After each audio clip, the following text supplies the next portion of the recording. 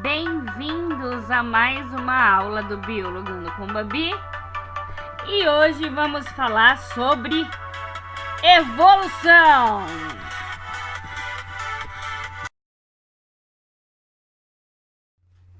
Vamos falar um pouquinho sobre como a vida começou no planeta. É bem complicado falar disso, né? Porque a gente nunca sabe exatamente o que aconteceu. A primeira teoria, o primeiro pensamento é o fixismo ou criacionismo, que diz que toda a variabilidade da vida foi gerada por um criador. Isto é, não teve evolução. Os organismos já foram criados, adaptados. É a imutabilidade das espécies, isto é, você foi criado assim desde que um criador quis que você fosse desse jeito. Já existe outra teoria, que talvez seja mais aceita, que existiu uma evolução, o evolucionismo, tudo bem? Tem duas vertentes, a panspermia cósmica, que diz que partículas de vida teriam caído na Terra acompanhada de cometas e meteoros. E a partir daí, eles encontraram uma condição favorável para se desenvolver e gerar novos organismos. E tem a geração química, que diz que na atmosfera primitiva tinha descargas elétricas, raios ultravioletas, combinados com as partículas que tinham por aqui, combinou-se formando as primeiras células.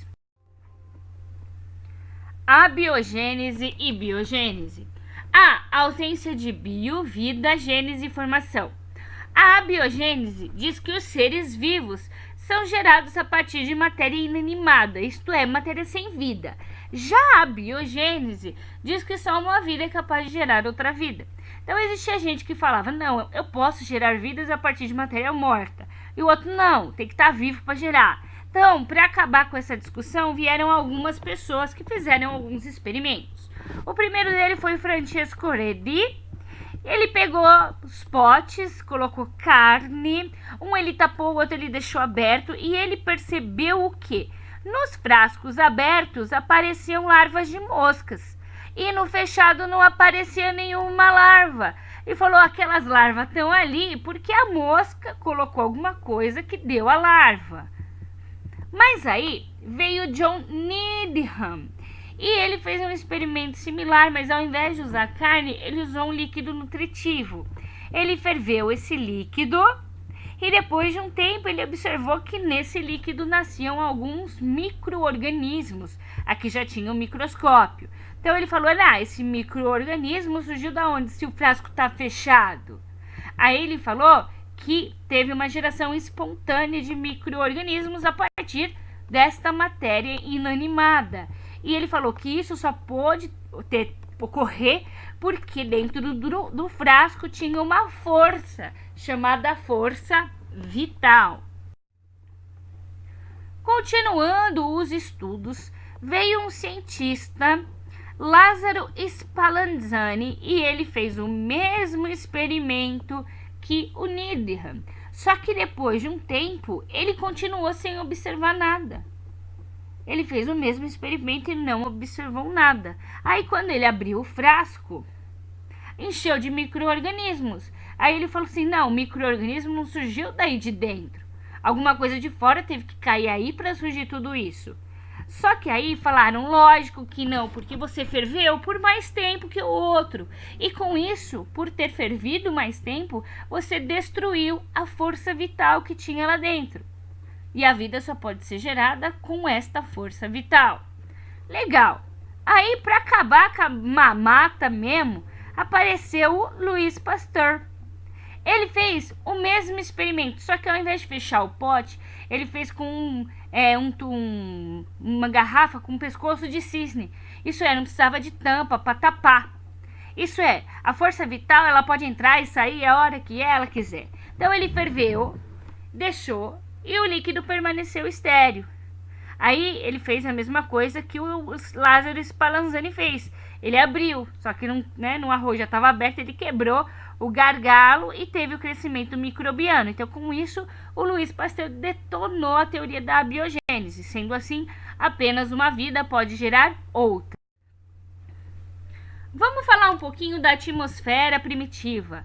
Como se deu essa transição do inorgânico para o orgânico? Se uma vida pode gerar outra vida só a partir disso, como que a primeira vida foi gerada? Então, essa é a pergunta que eles se faziam. Então, na atmosfera primitiva, né, não tinha oxigênio, tinha o quê? Metano, amônia, gás hidrogênio e vapor d'água. Aí o que? Tinha água, evaporava, torrenciava, tinha raios, trovões, raios ultravioletas, e tudo isso propiciou a formação de protobiontes, que seriam os primeiros organismos, os mais simples.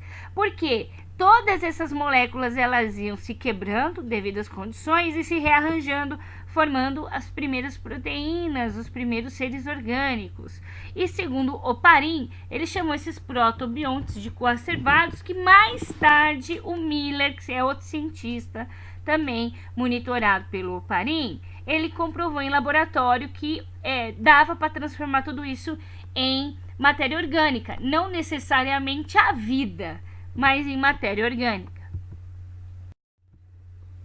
Legal. O primeiro organismo, então, era autótrofo ou heterótrofo? A hipótese mais aceita é a hipótese heterotrófica.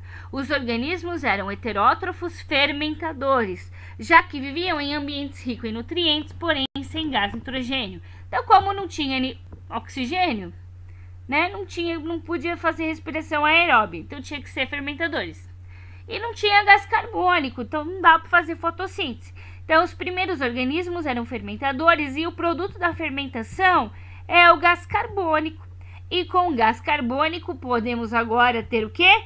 Fotossíntese. Então, depois aparecerão os fotossintetizantes que com luz, água e gás carbônico conseguem fazer a fotossíntese, e da fotossíntese vai aparecer o quê? Oxigênio. E com a presença de oxigênio, aí sim eu posso ter os heterótrofos aeróbicos, que no caso nós somos heterótrofos aeróbicos. Evolução por endossimbiose. Já deixa até uma flechinha aí, né? Uma flechinha sagaz. Vamos lá. Os primeiros organismos, eles eram unicelulares, procariontes, né? Procarionte é a célula que não tem núcleo, célula do reino Monera, bem simplesinha. Aí, através das invaginações dessas células, quer dizer, dessas membranas das células, formou-se a célula eucarionte, que é a célula com núcleo.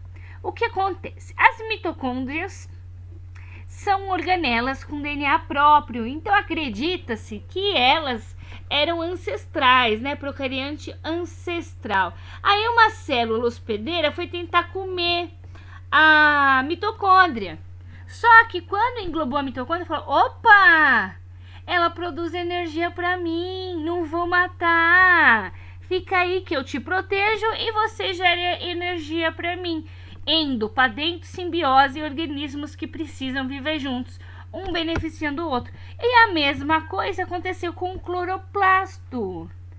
Nossa, é mais legal ainda. Ó, vou matar você. E englobou, nossa, não preciso mais comer. Produz alimento pra mim, né?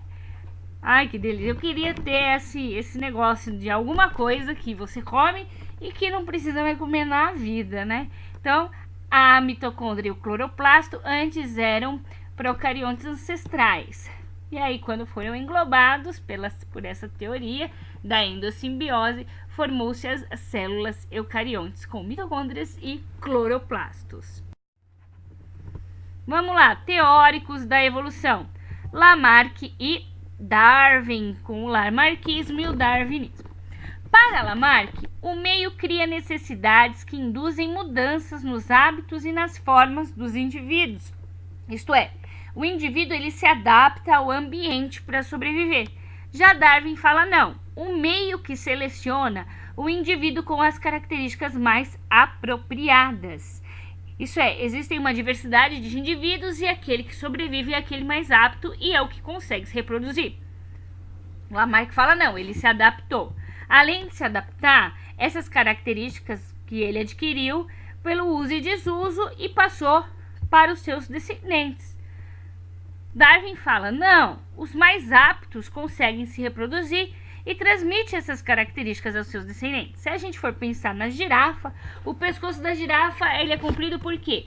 Todas as girafas antes tinham um pescoço pequeno e elas tinham que forçar para comer o alimento. Então, através do uso, né, do seu pescoço, o pescoço desenvolveu e essa característica foi sendo passada de geração para geração. Para Darwin, não. Existiam girafas de pescoços diferentes, pequenos e grandes, só que quem estava mais apto a sobreviver no meio ambiente? As pescoçudas. Então, as que tinham pescoço pequeno morriam, as pescoçudas conseguiam sobreviver e se reproduziam e transmitiam a característica do pescoço grande para seus descendentes. Vamos falar um pouquinho das evidências da evolução. Fósseis são restos ou vestígios impressos em rochas de seres que viveram no passado. Então vamos imaginar que eu tenho, 3 fósseis de animais que não tem mais hoje, até os de dinossauros, não existe mais dinossauro hoje. Então assim, o homem inventou tudo isso? Alguma coisa aconteceu que ficou impressa para mostrar, antigamente não era assim. Anatomia comparada, né? De um lado eu tenho o humano, cão, pássaro e baleia, né? Eles pertencem a um grupo e eles têm ossos que têm até o mesmo nome, semelhantes. Então órgãos de mesma origem embriológica, porém com funções diferentes. A gente chama de órgãos homólogos. Mesma origem, funções diferentes. A função do braço do homem é diferente da pata de um cachorro, da asa de um pássaro, da nadadeira de uma baleia, porém tem todos uma origem comum. E eu também tenho órgãos análogos, isto é, órgãos que têm origens diferentes, porém têm a mesma função, como a asa de um morcego, a asa da ave, a asa do inseto. Embriologia comparada, se você for comparar o embrião de um peixe, salamandra, tartaruga, galinha, coelho humano, parece tudo igual. Conforme vai se desenvolvendo, vai ficando diferente, mas a princípio é tudo igual. Tudo igual por quê? Porque deve ter tido até uma origem em comum. Órgãos vestigiais. O que são? Órgãos de tamanho reduzido sem função aparente. No caso do humano, o apêndice vermiforme. Por que os herbívoros têm apêndice grandão e nós não, né? Consigo sobreviver sem o apêndice? Não tem uma função aparente? Nos herbívoros ela já tem, agora na gente, ser humano, não tem tanto assim. Mas por quê? Diminuiu de tamanho, né? Então, antigamente podia ser usado, enfim, é uma evidência. E comparação molecular. Se você for comparar o DNA de alguns primatas, vai dar para entender que não é tão distante assim as diferenças, ok? Se você gostou, deixa o like nesse vídeo, não esqueça de ativar o sininho e se inscrever no canal. Até a próxima!